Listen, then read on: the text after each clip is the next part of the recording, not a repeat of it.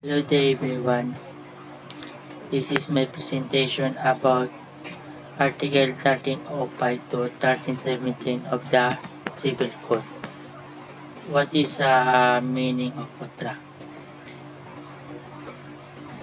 Contract is a meeting of minds between two persons whereby one binds himself with respect to other to give something or to render some service. Sa Tagalog, ang contract ay kontrata. So, you engage into various contracts such as kapag bumili kayo. And kapag meron kayo pinahiram sa mga kaibigan nyo, ay nagkaroon ng contract. Usually, ang contract is entered by two person. Pero, hindi lang two person ang involved dito. Pwede dito two or more person. Every time kapag nakarinig ng contract, meron obligation na sa loob ng contract. Pwede isa lang ang obligation sa mga unilateral contract, pwede rin two or more obligation within a single contract. Diyan papasok yung mga bilateral obligation, tapos may mga certain provision pa siya or stipulation. Ito yung contract in relation to obligation. And punta na po tayo sa three elements of contract. The three elements of contract is essential contract, natural and essential elements, natural elements, accidental elements. Sa essential elements ay mayroong tatlong word. Ito ay yung consent, object, and cause. Kailangan required yan lagi. Kailangan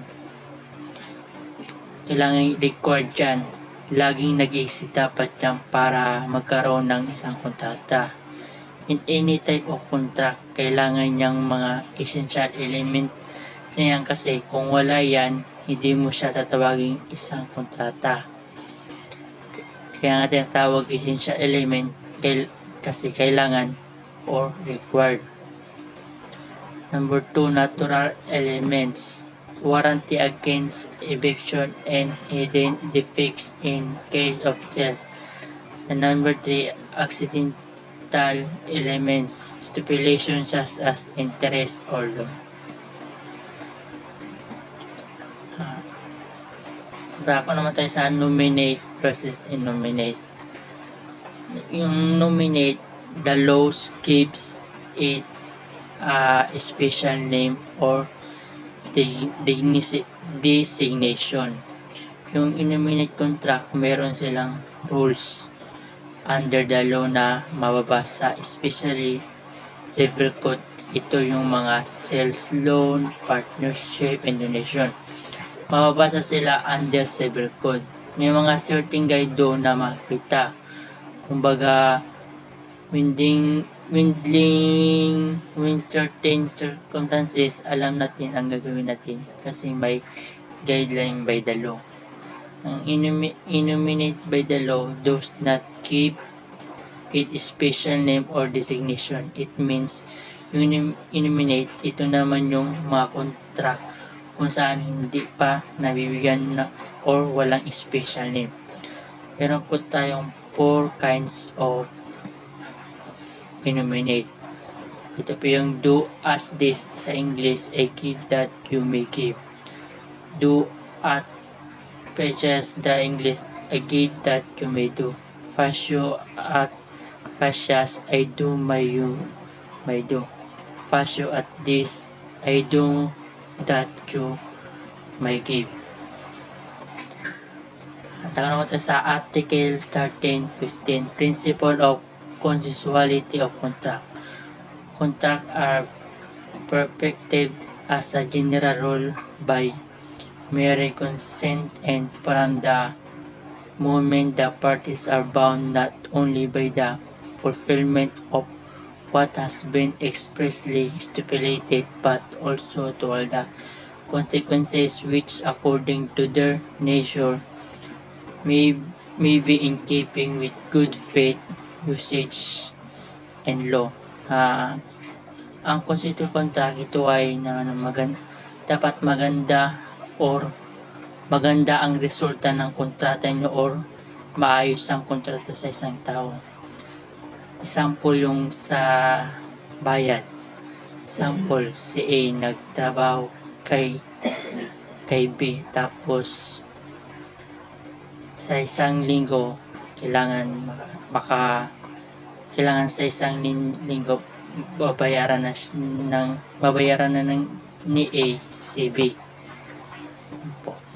Principle of relativity of contract.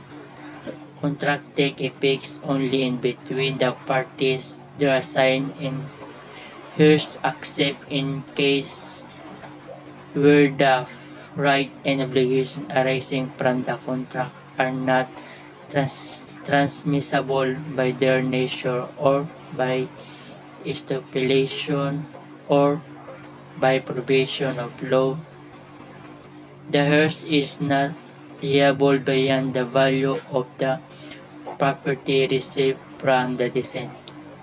Ang relativity of contract naman ito means yung mga heir ng debtor walang silang babayaran kapag kulang yung asset ng debtor.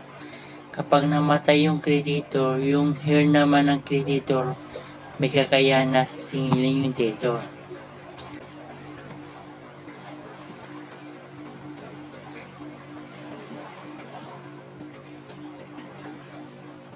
Article 1306 Freedom to stipulate principle.